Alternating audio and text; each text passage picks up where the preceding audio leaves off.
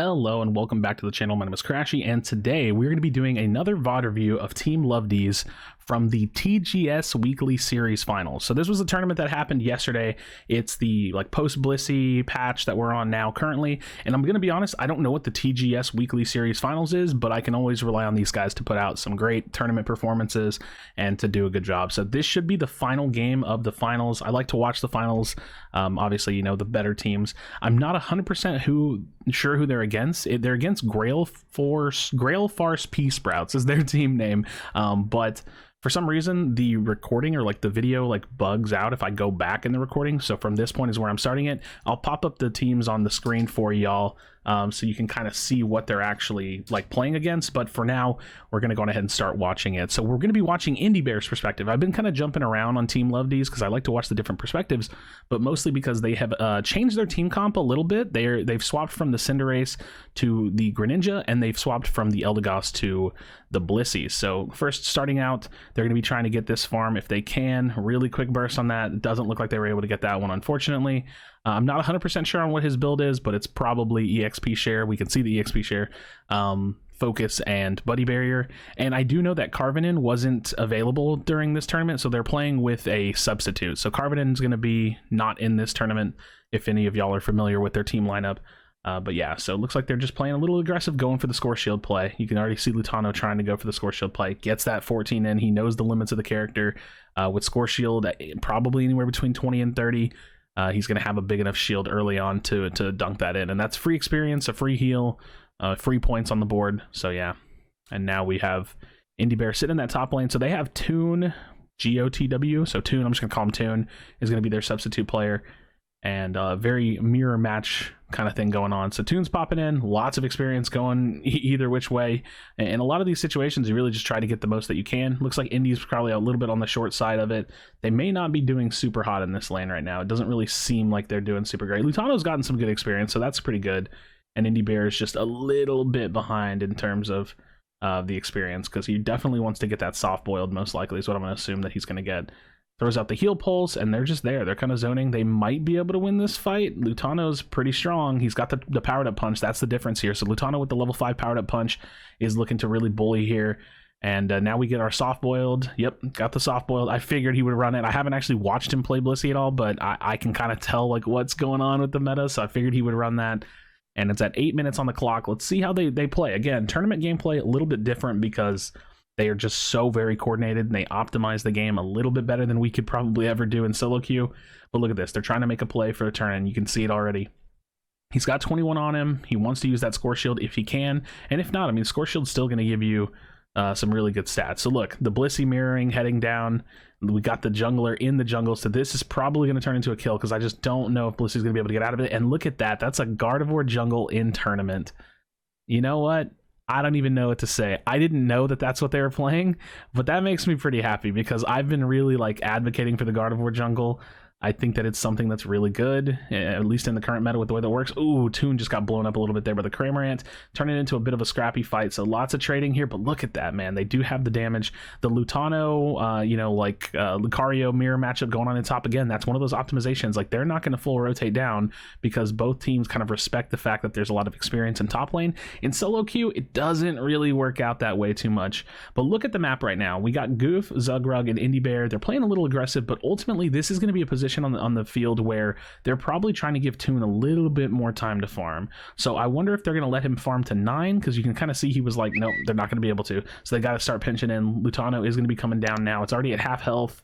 We do have the helping hand. He's going to probably pop that very, very soon here. They're trying to get it. They do barely secure it. It was very, very close, but lots of damage going out for their side. And now this is all cleanup. There's just no way they don't clean up this full fight. That's just kind of how it goes.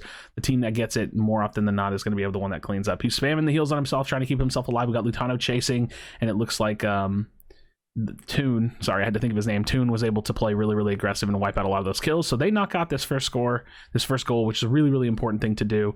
I do like the idea, especially thinking back to some of my my earlier thoughts on the game. I like the idea of leaving up first goals, but I think when it comes to the bottom lane, you probably always knock that one out, and then you don't have as much control over what happens in top lane if your team is scoring rotoms. But Yeah, so that's the thing. So rotating up to top, now they have Lutano is pretty much always playing off lane. He's off laning right now. He's looking for a score, and they have the lead. So even 4v5ing here is not super bad for them, because look at the Cramorant level difference. There's a 2-level difference there, you know, not a full 2-level difference, but there's just a lot of opportunity for them to continue to win this. Now they have 2 people in the bottom lane against Lutano, so Lutano has to run, but this gives this team and this side of the map free residency to do whatever they want. So, you know, they just have to be really reactionary with each other. This team is very, very good at communicating and working together. Obviously, I mean, most competitive teams will be, and that's why you start to see a little bit more, like I said, optimized play. So look, they get control of top lane, and boom, they just bolt out of there. They're already heading toward bottom. So these games, these fights, the pacing of it is a little bit slower because the teams are a little bit more meticulous. So look at the timing. They based off a top lane because they knew that based on the timing, all of this stuff was going to start coming up. Dreadnought was going to be coming up again. So Snorlax, he actually pushed in the top lane a little bit. That's kind of surprising, but they have the numbers advantage here. They're just like hard diving. This is, again, this is something that I don't really think you can pull off in solo queue, because you don't really ever want to push that lane. But when you know you have the numbers and you're communicating with your team and you know where everybody is on the map, they can kind of pull this off. Whereas us in solo queue, you don't really want to be pushing that tower. There's very, very little reason to want to push that tower. Huge slam coming out from the enemy Snorlax, but we have a very, very strong Greninja. That was a really nice Gardevoir ult, but again, they're just behind. I actually am not sure I agree with them trying to contest this section of the map. They maybe have wanted to just like play for the deep end game, but nonetheless, we have plenty of ults to use. We've used everything we have except for our Blissey ults, and they're just cleaning up. So I think that the thing is like we're just watching like near perfect play. Like they've been where they needed to be. They haven't given up a whole lot, and even when they have, it's been traded out, and they're just getting things for free. So they've gotten a Rotom, they've gotten a Dreadnought, or 2 Dreadnoughts. I'm wondering if they react to the whole Dreadnought Zapdos debuff thing. So maybe we'll see them go for it. Maybe we won't. I don't know. We'll see what they decide to do. But now it's just farm time. You can see how they're spread out around the map. It's just meant to be farm time. But ultimately, they're gonna have good timings for whatever they want to do. So we'll see what they decide to do. They're sitting in the bot lane. I like this. This, again, another optimization of playing in team play, because they don't want to give up a free score. Like you see how Snorlax is potentially looking for it. They're not going to give up a free score. They're spanning that 50% line. They're just holding the map, and they're not letting anybody do anything. So now we have Indy going back to base. He probably wants to go top. Yep. Goes back to base instead of just running up the map. Maybe. No. Okay. Thought he was going to go top to try to see if he could help the Greninja, but doesn't want to do that. And we're just seeing where he's reacting to. Again, we're not listening to the comms, so we're kind of losing a little bit of context. But they have the big lead. They have the Rotom pushing. Lutano is just popping off. I mean, he was fighting like, what, 2 people, almost 3 people? And they're split pushing here. And the reason why is because they have the Rotom, and that the team has to react to that. But also, they've just been kind of stomping. Like, you can get away with this when you're stomping. Oh, gosh, I don't know if that was the right play. From the Cramorant to dive in like that. Again, these guys are really, really strong. I think when the enemy team went for the second Dreadnought, maybe that could have been their opportunity to come back, but ultimately it's just really, really hard to come back in like the mid game. So, you know, as long as Team Luv Deez is just staying ahead consistently, even with that 40-point score, that shouldn't matter too much. They should have a big enough lead.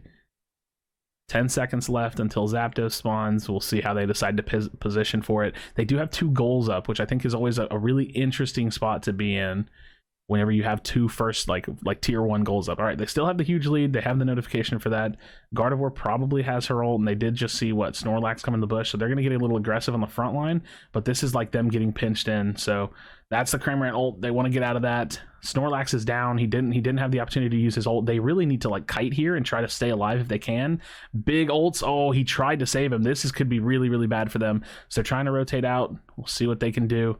He can stall some time, but ultimately the other team has to just like go for Zapdos. They still have 3 people alive, though. It's not as bad as it was seeming. And Lutano is still alive, really tanky. Toon is the one that's like most fed. He gets that ultimate off on Toon, so now Toon's just full cleanup mode.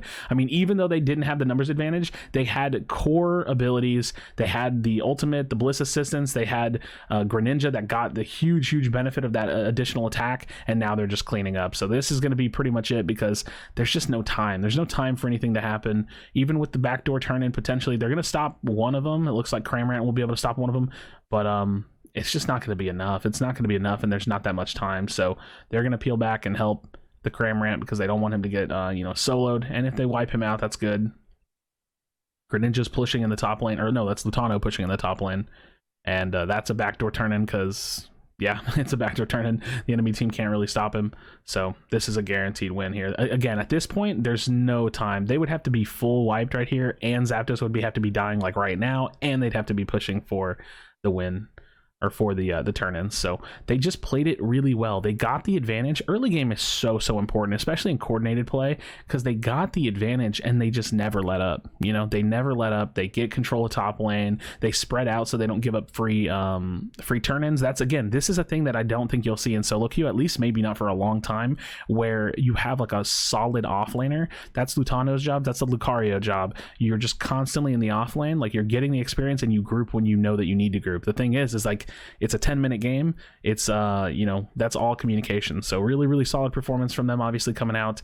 They played it really strong. I think that Indy showing off Blissy's strength is really cool to see. I mean, think about it. The current meta is Greninja, Cinderace, and Jungle, and she just buffs the heck out of them. So really strong performance. So let me know what you think in the comment section down below. If there was anything that you saw that maybe I missed. I do think it was super cool to see the opposing team running the team comp that they're running.